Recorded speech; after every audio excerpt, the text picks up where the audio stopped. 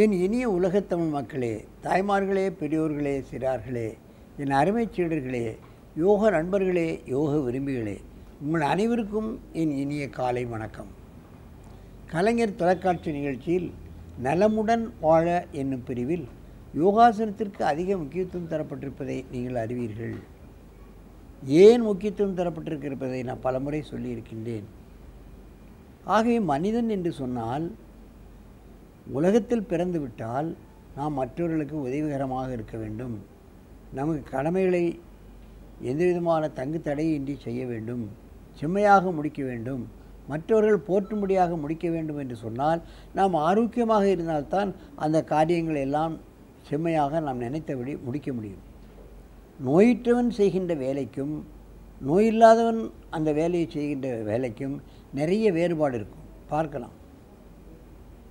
ஆகவே நாம் செய்யக்கூடிய வேலையானது நமக்கு திருப்தியாக இருக்க வேண்டும், பிறரையும் அதை பார்த்து திருப்திப்பட வேண்டும்.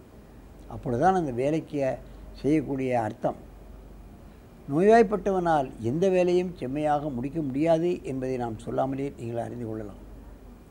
ஆகவே ஆசனங்களை பழகி நம்முடைய வேலைகளை மற்றவர்கள் போற்றும்படியாக செய்து உலகத்தில் 100 ஆண்டு மக்களுக்கு சேவை செய்ய வேண்டும் என்று கேட்டுக்கொள்கிறேன்.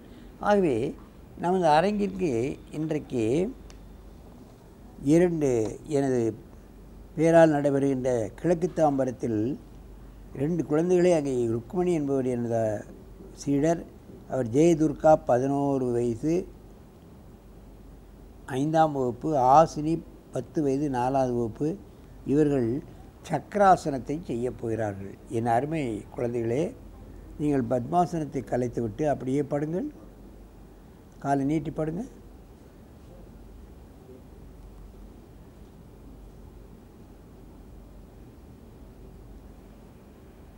சரிங்க.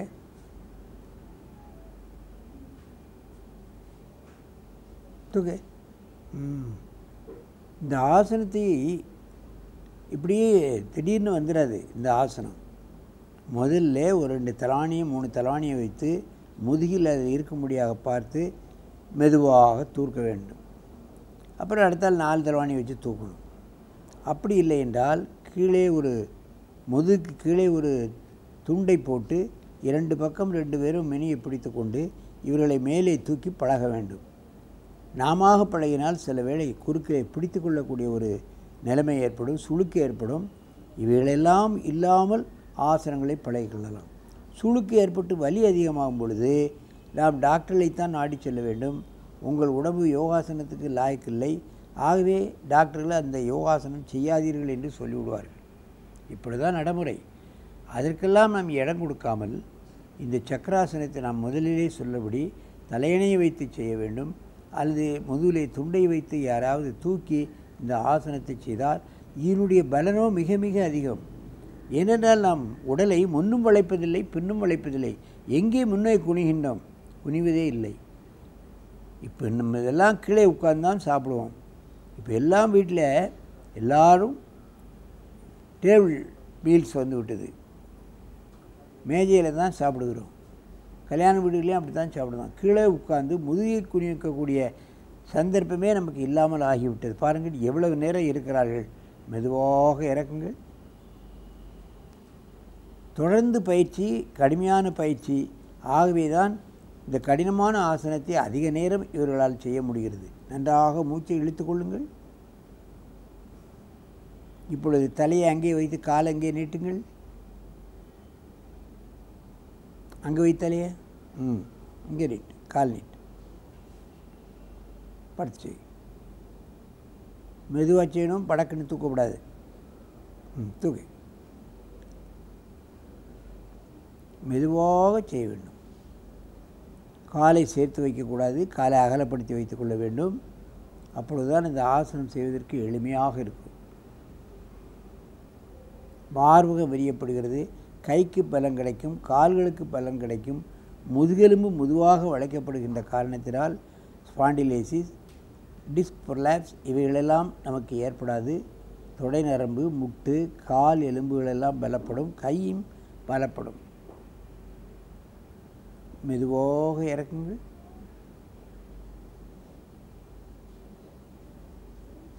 காலை நீட்டி நீண்ட மூச்சு வாங்கிக் கொள்ளுங்கள். மீண்டும் ஒரு முறை செய்யுங்கள்.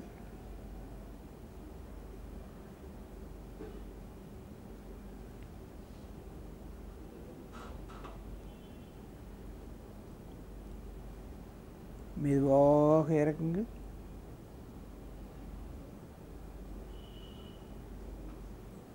காலை நீட்டி நீண்ட மூச்சு வாங்கிக் கொள்ளுங்கள்.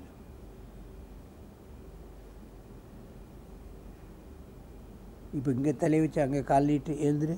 இங்கே தலை வச்சு அங்கே கால் நீட்டு. அப்படிதான் பாடு.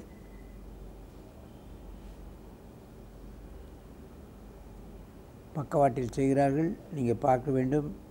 பல கோணங்களில் குழந்தைகள் செய்து கொண்டிருக்கிறது. இது ஒரு அற்புதமான ஆசனம். குழந்தைகளுக்கு இப்பொழுதெல்லாம் நேரம் கிடைப்பதே அதிகம்.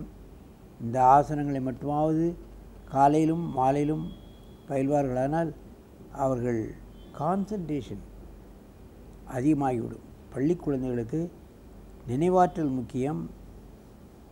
ஆகவே இது மாதிரியான ஆசனங்களை போடும் பொழுது சுறுசுறுப்பு ஏற்படும், சோம்பேறித்தனம் ஏற்படாது, நினைவாற்றல் அதிகமாகும். மெதுவாக இறக்குங்கள்.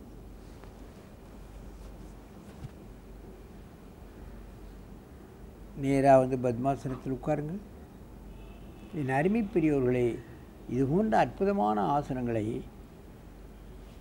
அனுதினமும் குழந்தைகளை பண்ண வைக்க வேண்டும். இன்றைக்கி 1 மணி நேரம் பண்ணிவிட்டு 4 நாள் கழித்து 2 மணி நேரம் பண்ணி பிரயோஜனம் இல்லை. 5 நிமிஷம் பண்ணாலும் தினம் செய்யணும். நாம் தினமும் நம் வயோதிகத்தன்மை வந்து கொண்டே இருக்கின்றது. சாவை நோக்கி நாம் பயணித்து கொண்டே இருக்கின்றோம். சாவை தள்ளி போட வேண்டும் என்று சொன்னால் நாம் யோகாசன பிராணாயாமங்களை கைக்கொள்ள வேண்டும். இது கைக்கொண்ட காரணத்தினால்தான் நமது முனிவர்களெல்லாம் 10,000 ஆண்டுகள் வாழ்ந்திருக்கிறார்கள். நாமே தான் இப்பொழுது நோய்களை வரவழைத்து கொண்டு சாவையும் வரவழைத்து கொள்கின்றோம். சாக்காடு என்பது மனிதனுக்கு கிடையவே கிடையாது. அந்த காலத்தில் 10,000 ஆண்டுகள் முனிவர்கள் வாழ்ந்திருக்கிறார்கள் என்று சொன்னால் இதை கை கொண்டிருக்கிறார்கள். 84 லட்சம் ஆசனங்களை செய்திருக்கிறார்கள். அவர்கள் காற்றை மட்டுமே சாப்பிட்டார்கள். இட்லி தோசை சப்பாத்தி எல்லாம் சாப்பிடுவதே இல்லை. இதுக்காகத்தான் காட்டுக்கு சென்று விட்டார்கள். காட்டிலே கிடைக்கக்கூடிய கனிமலங்களை சாப்பிட்டார்கள். அந்த தண்ணி சுத்தமாக இருக்கும், காற்று சுத்தமாக இருக்கும். ஆசனங்களை செய்தார்கள், பிராணாயாமத்தை செய்தார்கள். ஆண்டுகள் 10,000 ஆண்டுகள் வாழ்ந்தார்கள். ஆகவே நாம் 10,000 ஆண்டு வாழாட்டாலும் 100 ஆண்டாவது ஆரோக்கியமாக விழுந்து நமது குடும்பத்தினருக்கும் மக்களுக்கும் சேவை செய்தே ஆக வேண்டும். ஆகவே நீங்கள் எல்லோரும் இந்த ஆசனங்களை பழகி 100 ஆண்டு நோயின்றி வாழ வேண்டும் என்று கேட்டு உங்களிடமிருந்து விடைபெறுவது ஆசனா ஆண்டியப்பன். வணக்கம். அன்றைக்கு ஏந்திய கொடி இந்த கையிலேதான் 1938ஆம் ஆண்டு புலி, வில், கயல் என்ற 3 சின்னங்களும் பொறித்த தமிழ்கொடி ஏந்திக்கொண்டு இந்தியை திணிக்கக்கூடாது, கட்டாய இந்தியை நாங்கள் ஏற்றுக்கொள்ள மாட்டோம் என்று திருவாரூர் வீதியில் பள்ளி சிறுவனாக நான் பவனி வந்தேன். ஏறத்தாழ 14 வயது சிறுவனாக இருந்த காலத்திலே அன்றைக்கு ஏந்திய இந்தி திணிப்பை எதிர்ப்போம் என்ற அந்த கொடியை இன்னமும் என்னுடைய கையிலே இருந்து கீழே போடவில்லை.